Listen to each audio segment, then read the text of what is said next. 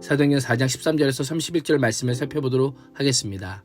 예루살렘 교회 첫 박해와 예수 그리스도의 십자가의 고난과 부활로 말미암은 승리가 무엇인지를 알려줍니다. 사도들의 속방을 통해 교회 기쁨을 주신 주님을 이 시대 어떻게 믿고 따라가야 하는지 살펴보고자 합니다. 13절에서 22절은 종교 지도자들 공의의 위협과 속방입니다. 성령에 충만했던 베드로와 요한은 최고의 종교 권력 앞에서도 예수 그리스도를 증언함에 거침이 없습니다. 가장 지적이고 권위적이라 자부하던 공의원들은 자신들이 보잘것없이 여겼던 베드로가 매우 논리적이며 설득력 있게 변론하자 놀라지 않을 수 없었던 겁니다. 종교 지도자들은 베드로와 요한을 본래 학문 없는 범인으로 알았습니다. 직역하면 그는 율법을 배우지 못하고 무식한 사람이다라고 하는 의미로 유대인의 선생의 랍비가 되기 위해 마땅히 배워야 할 정식 교육을 받지 못했음에도 종교 지도자들 앞에서 전혀 압도되지 않고 담대하게 변론했던 겁니다. 어떻게 베드로와 요한이 이렇게 변론할 수 있었을까요? 그들은 예수님과 함께했던 제자들이기 때문입니다. 서기관들과는 다른 권위에 있었던 예수님의 가르침을 늘 들어왔습니다. 3년 동안 예수님과 동거동락하며 많은 것을 눈으로 보고 귀로 듣고 경험하였습니다. 거기에 충만한 성령의 인도하심까지 있자 아무리 막강한 종교 권력자도 그들을 감당할 수 없었던 겁니다. 베드로와 요한이 예수 그리스도의 증인이며 이제는 병 나은 사람이 그들과 함께 서 있기에 더 이상 사도들을 비난할 수도 신문할 수도 없습니다. 이런 상황에서 종교 지도자들이 할 수 있는 것은 종교 권력을 앞선 공포와 폭력이 전부입니다. 공회는 베드로와 요한의 강제 퇴장을 명령한 후에 어떻게 할지 의논합니다.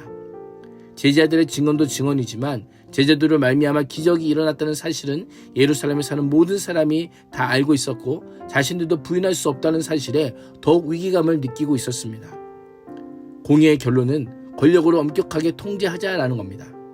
이 소문이 사람들에게 더 퍼지지 못하게 앞으로는 이 이름을 아무에게도 말하지 말라고 하고 그들에게 엄중히 경고하자라는 겁니다. 무엇보다 제자들의 입을 철저하게 봉쇄하는 겁니다. 제자들을 불러 절대로 예수의 이름으로 말하지도 말고 가르치지도 말라라고 명령합니다. 이것이 종교 지도자들이 취할 수 있는 최고의 조치입니다. 이런 조치가 어떻게 보이십니까? 아무 말 하지 않으면 아무 일도 일어나지 않을까요? 제자들의 목소리를 없앤다고 이 상황이 진화가 될까요? 그렇지 않습니다. 종교 지도자들은 예수님을 십자가에 못 박아 죽이면 승리할 줄 알았습니다. 아니 이미 승리한 줄 알았을 겁니다. 그러나 십자가는 결코 실패가 아니라 승리임을 선언합니다. 십자가는 순종의 능력이 선포된 승리요 죽음의 승리임을 보여준 역사적인 사건입니다. 보이는 것이 전부가 아님을 알려주고 있는 겁니다.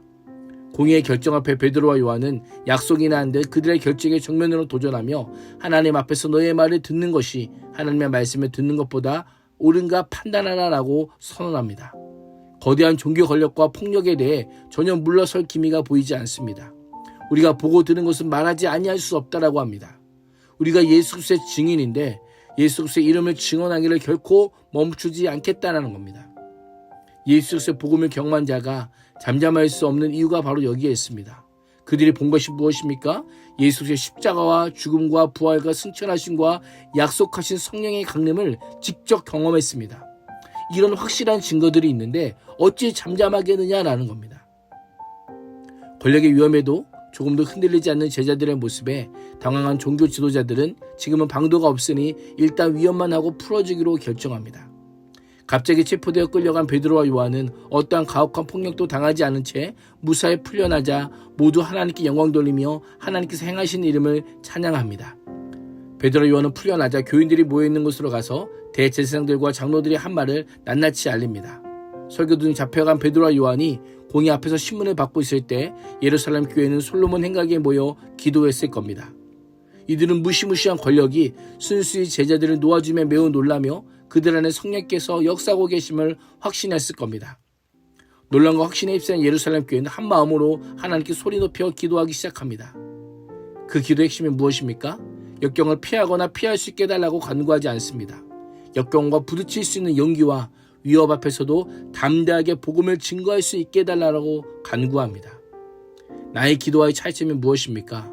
물론 초대교회는 박해와 핍박이라는 우리와 다른 특수한 상황 가운데 있지만 그들은 역경 없는 삶이 아닌 신실한 증인의 삶을 계속하여 살아갈 수 있는 능력을 구하는 기도를 드렸던 겁니다.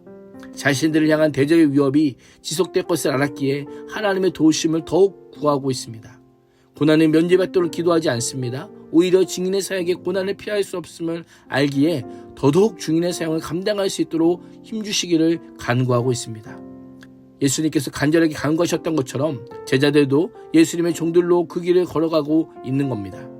또한 그들은 고난 가운데 두려워하거나 낙심하지 않고 하나님의 말씀을 전하는 사명을 감당할 수 있기를 기도하고 그 사역의 과정에서 치유와 표적과 기사를 예수님의 이름으로 행할 수 있는 능력 주시기를 간구합니다.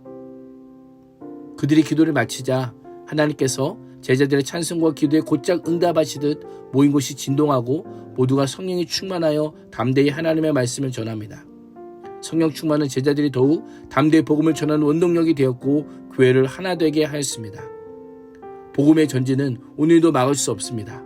오늘 하루도 나와 내가 속한 공동체와 삶의 자리를 통해 복음이 흘러갈 뿐 아니라 역경 속에서도 담대히 복음을 전하는 믿음의 사람이 될 수 있기를 주님의 이름으로 축복합니다. 기도하겠습니다. 하나님, 사도들의 박해와 석방으로 교회가 하나 되어 기도한 것처럼 한국교회가 한 마음으로 복음의 전진과 확장을 위하여 기도하게 하옵소서. 예수님의 이름으로 기도합니다. 아멘.